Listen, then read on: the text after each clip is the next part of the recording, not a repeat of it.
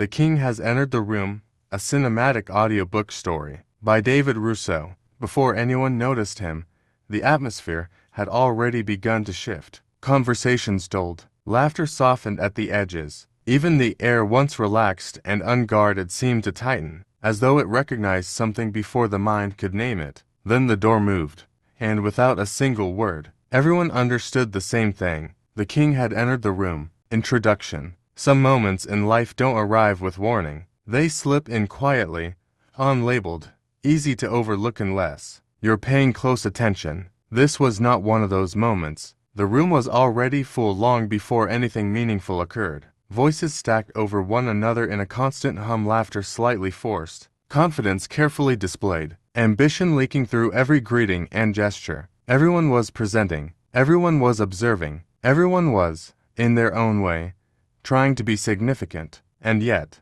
underneath it all, something unstable lingered, because when every person competes to be the focal point, no one truly becomes it. Then it happened, not with drama, not with force, but with certainty. The door opened. At first, nobody fully reacted, not in any conscious way. Yet something in the room adjusted, a quiet internal correction, like reality itself had straightened. Conversations lost flow, smiles faltered, a few sentences dissolved halfway through, as if their speakers suddenly lost the reason to continue. Then heads began to turn, slowly, not toward the doorway at first, but toward him. He didn't step in like someone seeking approval. He entered like approval was irrelevant. No urgency, no display, no effort to be noticed. Just a steady, grounded presence, the kind that doesn't fight for space, because it naturally defines it. You could see its effect in subtle reactions. A man mid-story suddenly forgot his conclusion. A woman's laughter lowered into silence without her noticing. Even those who refused to look directly at him adjusted their posture, as though instinctively preparing for something greater than conversation. No introduction was given. None was required,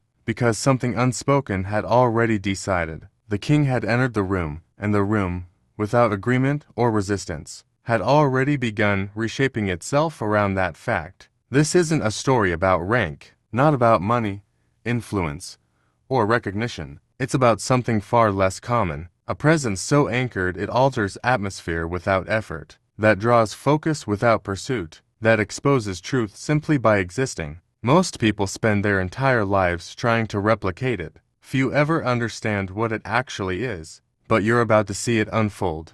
And if you pay attention closely enough, you might recognize something familiar in it. Chapter 1.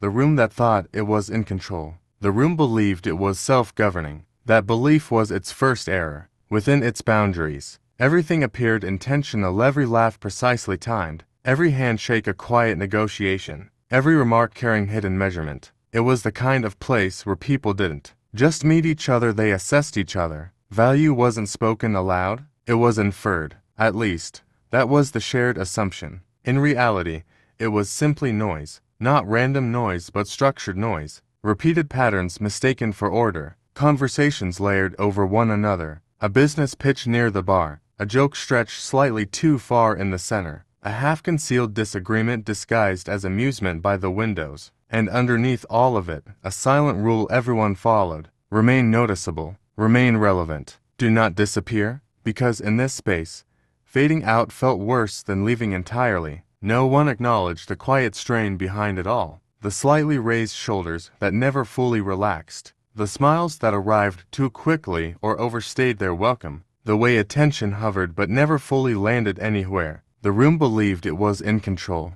But control becomes fragile when everyone is pretending they already have it. Then, something changed. Not audibly, not visibly, at least not yet. It was more like an absence in continuity. A brief, unexplainable disruption in the rhythm of everything, like a beat missing from a song no one consciously agreed to follow. Nobody reacted immediately. The flow continued. Glasses touched. Someone forced a louder laugh, trying to restore momentum. But momentum had already slipped away. Near the entrance, something in the air felt altered. Not colder, not warmer, just aware of itself in a new way. A man speaking mid-thought paused, not because he forgot his words, but because they suddenly felt unimportant. A woman tilted her head slightly, responding to something no one else had acknowledged. Another person straightened without realizing they had been leaning at all. The room began adjusting before it understood why. And still, no one had entered. Not yet.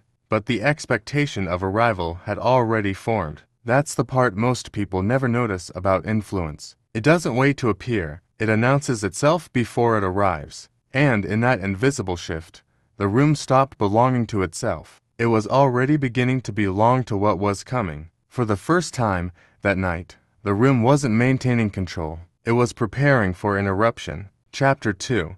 The door that didn't announce anything. The door didn't warrant attention. That was the second mistake. It was just an entrance wooden frame. Ordinary handle. A passage people normally ignored without thought. Nothing about it suggested importance. No ceremony, no warning, no signal that anything beyond it mattered. And yet, when it moved, the room reacted as if reality itself had changed direction. Not instantly. First came instinct. Those closest to it felt it before they could define it. A subtle tightening in awareness. A quiet pull in focus. Conversations continued, but fractured slightly, as attention split between speech and anticipation. Then came the ripple effect. A man paused with his glass halfway to his mouth, holding still without deciding to. A woman's laughter stopped mid-breath, as if it had lost its source. Small interruptions spread without explanation. Still, nobody named it, because nothing had officially occurred. The door had simply opened. No sound, no announcement, no disruption of physics, just a shift so subtle could be denied individually, yet undeniable collectively. That contradiction made it impossible to ignore. The room was built on control, on recovering quickly, on folding interruptions into its rhythm.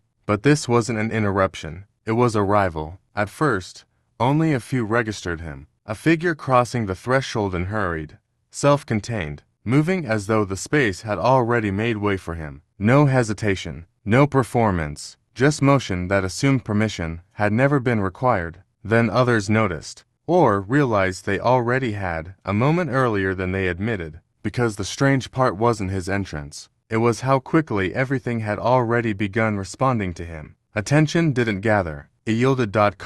Conversations didn't stop abruptly, they dissolved, as if they had lost purpose mid-sentence. Words that had carried importance seconds earlier suddenly felt excessive. Even silence changed texture, becoming denser, more expectant. No one addressed him by name. None was necessary. Names are used when recognition is uncertain. There was no uncertainty here. Step by step, he moved deeper into the room, not occupying space, but redefining it. Distances subtly recalibrated themselves. Those once centered found themselves slightly displaced. Those overlooked felt the faintest edge of visibility brush past them. Still, he spoke nothing, and that silence unsettled the room more than anything else. Because silence, for most people, is emptiness. But this was not empty.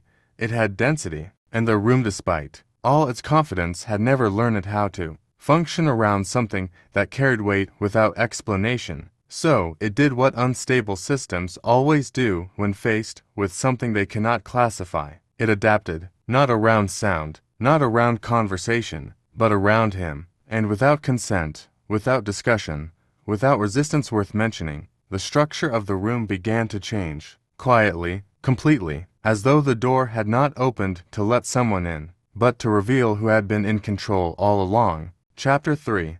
The walk that redefined distance. He did not move like someone entering a space. He moved like someone who had already been there. Each step carried no urgency, no hesitation, no trace of evaluation. There was nothing in his pace that suggested he was measuring the room, because nothing about him suggested the room could surprise him. That realization arrived slowly to those watching, and once it arrived, it became difficult to unsee. People often misunderstand stillness. They think it is passivity, a lack of intention, but what they were witnessing was something else entirely. Stillness that had already decided everything it needed to. The room, by contrast, was still negotiating itself. Every corner held a different performance. Near the bar, a group leaned into laughter too loudly, trying to reclaim attention that was already drifting. At the center, a conversation tightened, becoming more precise, more careful, as if language itself had become aware of scrutiny. Along the edges, people pretended not to notice while noticing everything, and through it all, he walked, not toward anything in particular, and yet, everything subtly aligned in his direction. It began with proximity. Those closest to his path felt at first a strange recalibration of personal space, not fear, not discomfort exactly, but awareness. The sense that standing too casually was suddenly inappropriate. Though no rule had been spoken, a man shifted his weight from one foot to the other, then straightened. A woman adjusted her posture without knowing why her body had asked her to. Another person lowered their voice mid-sentence, as if volume had suddenly become disrespectful. None of them were reacting to him directly. They were reacting to what his presence made irrelevant. He did not look left or right. He did not search for recognition. That was what unsettled people most: the absence of need. Most presence in a room is hungry. It reaches, it scans, it gathers reactions like proof of existence. But his presence did none of that. It simply existed, fully formed, as if it had no interest in being validated by what was around it. And slowly, the room began to mirror that certainty back at itself. Conversations that once felt important began to feel ornamental. Laughter softened not because it was forbidden, but because it no longer fit the temperature of the space. Even confidence, once loud and unchallenged, started to feel performative, as if it required explanation to justify itself. He continued walking, not quickly, not slowly, exactly as if time had agreed not to interrupt him. The distance between people shifted without anyone moving it, not physically at first but perceptually. Those who had once felt central to the room's energy began to feel slightly displaced, as if their relevance had been gently reassigned without consultation. And still, he did not acknowledge any of it. That was the most unsettling part, because acknowledgement would have made him part of the system. Instead, he remained outside it even while standing inside it. The room had spent the entire evening organizing itself around attention. Now, it was organizing itself around something else entirely. Absence of effort, absence of doubt, absence of permission. And as he neared the center of the room, it became clear to everyone watching. He was not walking into their space. He was revealing what their space had never been without him. Chapter 4. The silence that followed him. Silence is not always the absence of sound. Sometimes it is the presence of something louder than everything else. That was what the room began to understand, too late to resist it, too early to name it. He had not spoken. He had not signaled for quiet. No gesture had instructed the room to change. And yet, sound itself began to lose confidence in its own existence. At first, it was subtle. A sentence left unfinished near the bar, not because the speaker forgot the words, but because finishing them suddenly felt unnecessary. A laugh that arrived halfway and dissolved before it could complete its shape. A clink of glass that sounded slightly too sharp, as if it had interrupted something it didn't understand. Then the room began to adjust, not consciously, instinctively. People lowered their voices without agreeing to. Conversations tightened, becoming more deliberate, as if careless words might now be recorded by something unseen. Even movement softened, chairs shifted more carefully, footsteps landed with hesitation, and gestures became smaller, more contained. It wasn't fear. It wasn't respect in the traditional sense either. It was recalibration, as if the room had discovered a new measurement for itself, and everything it had been doing before no longer fit. And still, he said nothing. He stood near the center now, not claiming it, not occupying it in any deliberate way, but simply existing within it, as if the concept of center had reorganized itself around him. The strange part was not that people noticed him. It was how quickly they stopped noticing everything else. Attention, once scattered across dozens of competing performances, began to converge without instruction. Conversations that had been fighting for relevance began to dissolve mid-sentence. Even those who prided themselves on control found their focus, slipping not toward distraction,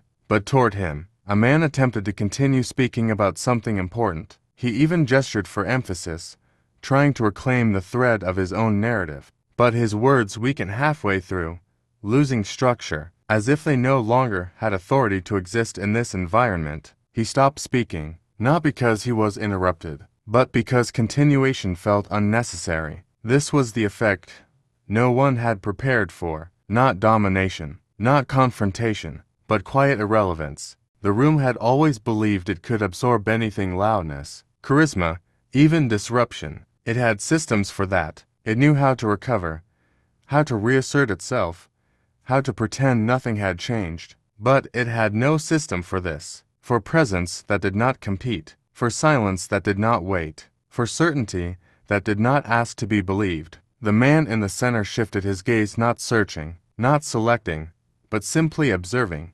And in that brief, unhurried moment, several people felt something they could not easily explain. Not exposed, not judged, recognized. That was more unsettling than any interruption, because recognition implied understanding without permission. The room tried, briefly, to return to itself. Someone attempted a joke. Another tried to restart a conversation at a slightly higher volume, as if volume alone could restore normality. But the effort collapsed before it fully formed. It was like speaking into air that no longer agreed to carry sound the same way. And then, without announcement, the room accepted what it had been resisting since the door opened. It stopped trying to lead the moment. It began to follow it, and in that shift, quiet, invisible, irreversible, the silence that surrounded him stopped feeling empty. It started feeling complete. Chapter 5. The Weight of Being Seen. There is a difference between being looked at and being seen. The room had spent its entire life confusing the two. To be looked at was familiar, easy, even flattering. It came with glances, reactions, approval measured in fragments of attention. But to be seen, properly seen, carried a different weight entirely. It required no performance from the observer, only clarity. And once that clarity entered the room, it changed the rules without asking. He stood now within the space where the room's attention had fully converged. Though stood was not quite the right word. It suggested effort, positioning, intent. He gave none of those impressions. He simply was present in a way that made effort itself feel like an unnecessary concept. Around him, people adjusted without realizing they were doing it. A man who had been confident moments earlier now felt his posture tighten. As if confidence required maintenance, he had suddenly forgotten how to perform. A woman who had been mid-conversation found herself listening instead of speaking, her words retreating before they could fully form.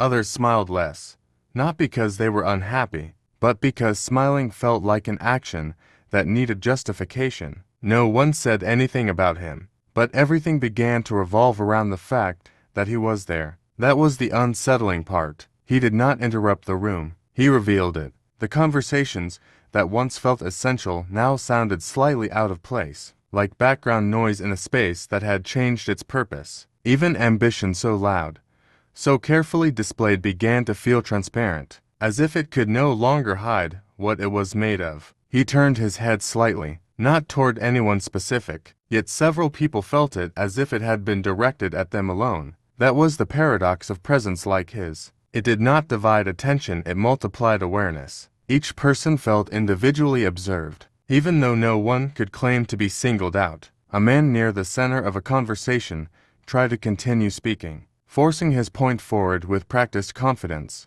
But halfway through his sentence, something in him hesitated, not because he lost his place, but because he suddenly heard himself differently. The words sounded excessive, not wrong, just unnecessary. He stopped. And in that pause, something shifted across the entire room. It was not visible. It could not be pointed to, but it was shared. The realization that the room was no longer defining the moment. Something else was, and everyone could feel it without agreeing to it. He took another step, not toward anyone, not away from anything, just forward, as if direction itself had become irrelevant to him. People unconsciously made space, not out of politeness, not out of fear, but out of recognition. That space was already changing shape, regardless of their input. The center of the room had stopped being a location. It had become a consequence, and he was the reason it existed at all. For the first time that night, the room was no longer trying to be understood. It was trying to understand him. But understanding, they were about to learn, is not always the first step toward control. Sometimes it is the first step toward surrender. Chapter 6. The Collapse of Noise. The room had always believed noise was strength. Noise meant activity. Activity meant importance. Importance meant control. It was a comfortable illusion, one that required everyone to participate in it for it to remain true. And for a long time, They had. But now, something in the system had stopped agreeing. It began with the edges, the far corners of the room where conversations once lived freely started to thin out. Words lost their urgency. People spoke less about what they were doing and more about whether it was still worth saying at all. Even laughter began to feel like it needed permission from the atmosphere. And in the center of it all, he remained still, not rigid, not posed, just present in a way that made movement feel like commentary rather than necessity. The room tried, briefly, to recover itself. It always did. Someone raised their voice slightly, just enough to restore momentum. Another leaned into a story they had clearly told before, polishing it as it left their mouth. A third group attempted to rebuild energy through proximity, clustering closer together as if closeness could generate warmth. But nothing took hold. The noise did not spread. It fractured. Each attempt to restore normality arrived already outdated, like a message sent to a version of the room that no longer existed. And the most unsettling part was not that he stopped it. It was that he didn't appear to try. He had not raised a hand. He had not spoken a word. He had not corrected, interrupted, or redirected anything. And still, the room could no longer maintain its own rhythm. It was as if his presence had introduced a different standard one the room could not ignore once it became aware of it. A man near the bar noticed it first. He stopped mid-sentence, not because he forgot what he was saying, but because he suddenly became aware of how much effort it required to say it. The sentence didn't feel false. It just felt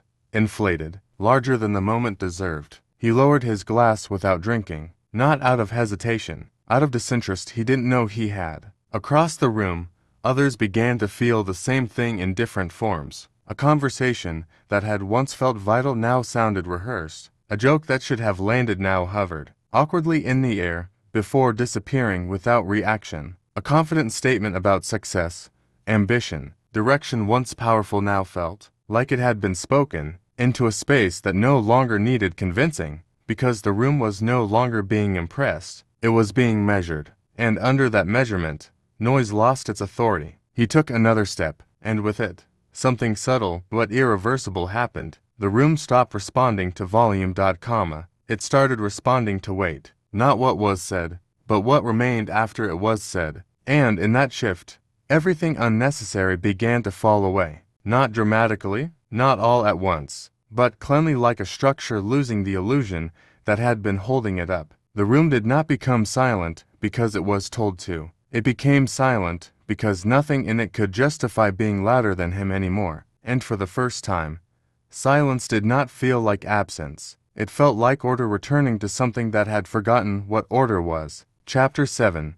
The moment everything noticed itself. There is a point where attention stops being something you direct and becomes something that happens to you. The room crossed that point without realizing it. No one agreed to it. No one announced it.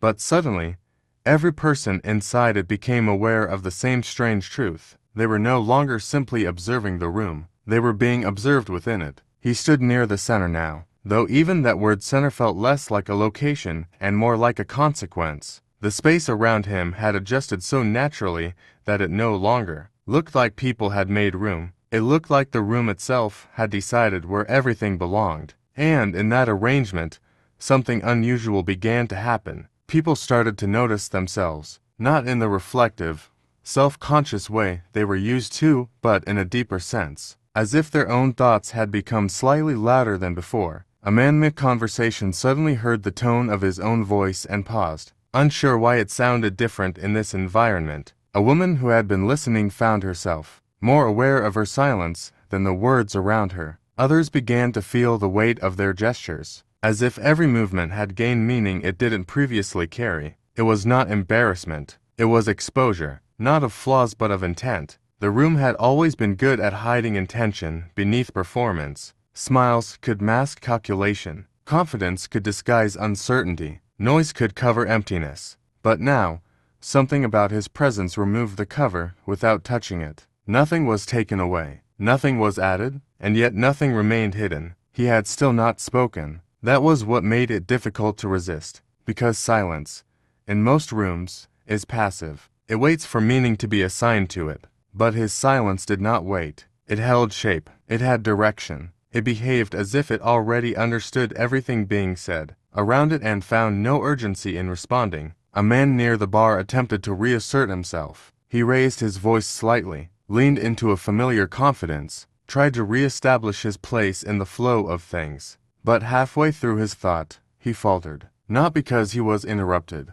because he was aware of himself being heard differently than intended, and that awareness changed everything. Across the room, others felt it too, a subtle inversion. Normally, people tried to understand the room. Now, they were aware the room was understanding them, and at the center of that reversal stood the man who had not changed his expression once. No reaction, no acknowledgement, no invitation, just presence unchallenged and unexplained. For the first time, the room was no longer shaping itself around conversation or status or performance. It was shaping itself around perception itself. Every person began to feel slightly more visible than before, not to others, but to themselves, as if something in the space had turned their attention inward while keeping them fully exposed outward. And in that tension, something quiet and unsettling settled in. The realization that most of what they called control was simply unexamined participation. He took another step, and with it, the room did something it had never done before. It stopped trying to influence what was happening, and started trying to understand why it could no longer resist it. Chapter 8. When words lost their authority. It began with a sentence that should have mattered. A man near the center, someone used to being heard without interruption, spoke with practiced certainty. His voice carried the familiar shape of authority, controlled, deliberate, familiar. He had spoken like this in rooms that obeyed him, rooms that bent slightly in his direction without realizing it. But this room did not bend. It listened, and that difference changed everything. He was halfway through his point when he noticed something unusual. Not outside him, inside the moment itself. The words were still forming correctly. The structure was intact. The logic was sound. But they felt exposed. Not wrong, just unprotected. As if the room was no longer absorbing them in the way it used to. He continued anyway. That was what he always did. Finish the thought, hold the line, maintain the shape of confidence until it became real. But the further he went, the more the words seemed to lose their weight. Not their sound but their authority. They no longer settled into the space the way they were meant to. They floated slightly above it, untethered. And then he felt it. Not resistance, absence of reception. It was as if the room had stopped agreeing to carry meaning in the same way. Across from him, the man at the center of everything stood unchanged, still, not looking at him directly, not reacting, but present in a way that made every spoken word feel like it had to pass through something before it could be accepted. Something unseen, something uncompromising. The speaker's voice slowed, not because he ran out of words, but because he began to hear himself differently. Each sentence now carried an echo he hadn't noticed before, a question buried inside it. Does this still matter here? And worse, did it ever? He stopped speaking, not dramatically, not in defeat. Simply, mid-thought, as if the sentence had lost its reason to complete itself. No one laughed. No one interrupted. The silence that followed was not empty. It was observational, as if the room itself was now evaluating whether continuation was necessary. It wasn't just him. Others felt it too. A woman who had been preparing to speak reconsidered before she began. A man who usually dominated group energy found himself delaying his own entry into the conversation, waiting for something he could not define. Even those who prided themselves on sharp wit and fast responses began to hesitate, not out of caution, but out of recalculation, because words, once automatic, had become deliberate, and deliberate things are harder to believe in. He finally shifted his gaze, not toward the man who had stopped speaking, not toward anyone specific, but across the room as a whole, and in that simple motion, something subtle but absolute settled into place. The room was no longer responding to language. It was responding to presence. Everything spoken now arrived with a question attached to it, not about correctness, about necessity, and most words, under that question, did not survive. The man who had stopped speaking looked down briefly, as if checking whether he had lost something, but there was nothing to retrieve, only the realization that what he had said no longer held the room it was meant for, and in that realization, the authority he had carried so easily before felt suddenly conditional, temporary, borrowed. The room did not reject him. It simply no longer needed him to define it. And somewhere in that quiet understanding, even he began to listen differently. Chapter 9. The mirror no one held. The room had been watching him for so long, it forgot it was also watching itself. That was the final shift. It did not happen loudly. There was no dramatic pause, no collective realization spoken out loud. Instead, something quieter and far more unsettling occurred. People began to notice what they were becoming in his presence, not who they were in response. A man who usually filled silence with certainty now found himself measuring his words before they even formed. A woman who often led conversations with ease became aware of how often she waited for permission that was never actually given. Others noticed small changes, posture adjusting without instruction, voices lowering without intention, thoughts slowing before they became speech, and none of it felt forced. That was what made it difficult to resist. He had still not changed. Still no visible effort. Still no correction of the room. Still no attempt to direct anything happening around him. And yet everything was now measured against him. Not his words, his absence of need. That was the mirror, not reflective glass. Behavioral truth. A man near the bar attempted to reassert his usual presence. He smiled, spoke lightly, tried to re-enter the rhythm of conversation as if nothing had changed. But halfway through his attempt, he stopped, not because he failed, but because he suddenly understood how much effort it required to maintain what had once felt natural. It was not embarrassment, it was recognition. The version of himself he was performing had become visible to him. Across the room, others felt similar fractures. A joke delivered moments earlier now sounded like it had been rehearsed. A confident opinion about success felt slightly hollow, as if it required more belief than the room was willing to provide. Even casual laughter began to feel like participation in something outdated. And still, no one looked away from him, because looking away would not undo what they had already seen. He stood at the center not because he claimed it,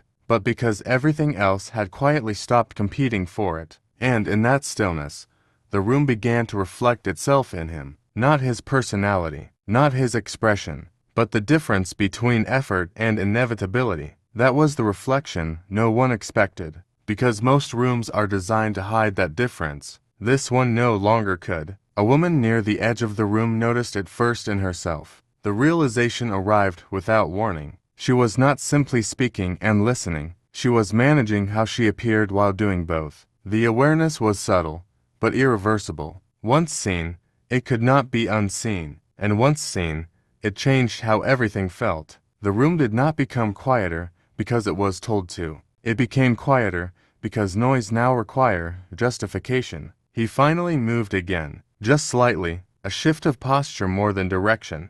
But the effect was immediate, not because he signaled anything, but because the room understood that nothing about him required reaction to remain intact. And in that understanding, something settled. Not submission, not admiration, awareness. The kind that does not fade easily, because it does not belong to him. It belongs to everyone who noticed. And once a room sees itself clearly, it rarely forgets what it has become. Chapter 10. The exit that stayed behind. No one remembers the exact moment he decided to leave, because it didn't feel like a decision. It felt like completion. The room, once restless with competing signals, had settled into something unfamiliar, clarity without instruction. Conversations did not restart. They simply adjusted to a lower frequency of importance. People spoke less to fill space and more to test whether space still needed filling. And at the center of it all, he stood as he had always stood, unchanged by the room's transformation. That was the final realization the room could not escape. He had not altered it by force. He had not convinced it, corrected it, or claimed it. He had simply existed in it without negotiation, and in doing so, revealed what the room had been relying on to hold itself together. Illusion, maintained collectively, now exposed individually. He took his final step without ceremony, not toward the door, but toward absence of necessity. And somehow, the room understood this before it happened. Heads did not turn in urgency. There was no sudden reaction, no desperate attempt to hold onto the moment. Instead, attention followed him the way gravity follows certainty, quietly, inevitably, without debate. The door was the same as before, unremarkable. It did not open dramatically, it did not announce release. It simply yielded, as it had done earlier, as if it had always been waiting for him rather than serving as an obstacle. He passed through it, and for the first time, the room did not try to follow, because it understood something it could not unlearn.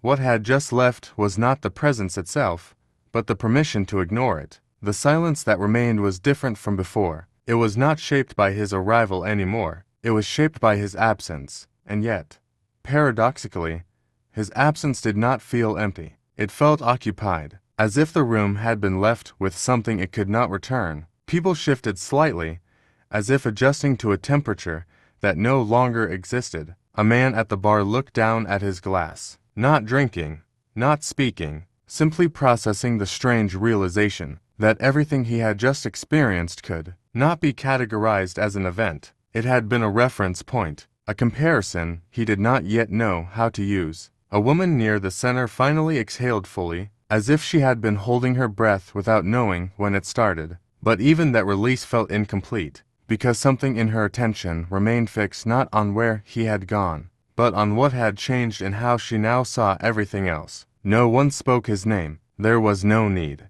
because names belong to things that need to be called back, and this did not feel like something that would return. The room attempted, gently, to resume itself, but resume was no longer the right word. Nothing broke, nothing reset, nothing failed. It simply became different, more aware, less automatic, more measured against something it could no longer ignore. And in that quiet aftermath, the truth settled in not as a thought, but as a shared understanding no one had agreed to form. He had not taken anything from the room. He had shown it what it was when nothing was being taken away, and that was why his exit stayed behind. Conclusion: what remains when power leaves? Long after the room emptied, it did not return to what it was. It couldn't. The chairs were still in place, the glasses still half finished. The conversations that once filled the space had long dissolved into memory, scattered across different minds, each remembering a slightly different version of the same night. But the room itself had changed its behavior, not visibly, structurally. People who returned to it days later noticed something they couldn't immediately explain. Words felt more deliberate here. Silence felt less awkward. Attention did not scatter as easily. Even confidence, when it appeared, felt like it had to pass through something before it was accepted, as if the room had learned a new standard it could not forget. And yet, no one could point to the exact cause. They spoke about the evening in fragments, a strange atmosphere, a shift in tone, a presence they couldn't quite describe without sounding exaggerated. But those who were there knew better than to reduce it, because what they experienced was not a person moving through a room. It was a room discovering itself through a person. And once that kind of awareness is introduced, it does not leave with its source. It lingers, not as memory, but as comparison. He was not spoken about as a figure of myth or spectacle. There was no need to inflate what had already been undeniable. Instead, he became something more subtle in the minds of those who witnessed him, a reference point, the standard against which noise now measured itself, the quiet against which effort now revealed itself, the absence of need against which performance now became visible. And slowly, without agreement, people began to notice changes in themselves, not dramatic ones, small ones, a pause before speaking where there hadn't been one before, a reconsideration of whether words were necessary, a growing awareness of how often they had mistaken volume for value, reaction for importance, attention for authority. Nothing about them was taken away, but something unnecessary had stopped feeling required. That was the true impact, not dominance, not control. Clarity, and clarity, once seen, does not compete. It simply remains. The room never again became what it had been that night. And perhaps it was never meant to, because some moments are not meant to be repeated. They are meant to recalibrate everything that follows them. And somewhere, in the quiet after all the noise has been learned and unlearned again, one truth stays behind more than anything else. The king does not stay in the room. He leaves it changed enough that it no longer needs him to return. If you felt something shift while listening to this, that wasn't by accident. Soon, I'll break down exactly what you just experienced, how presence like this is built. and why most people never reach it. The companion piece is coming. If you want to understand the power behind this story, watch the companion piece. The king has entered the room, a mastering presence and power.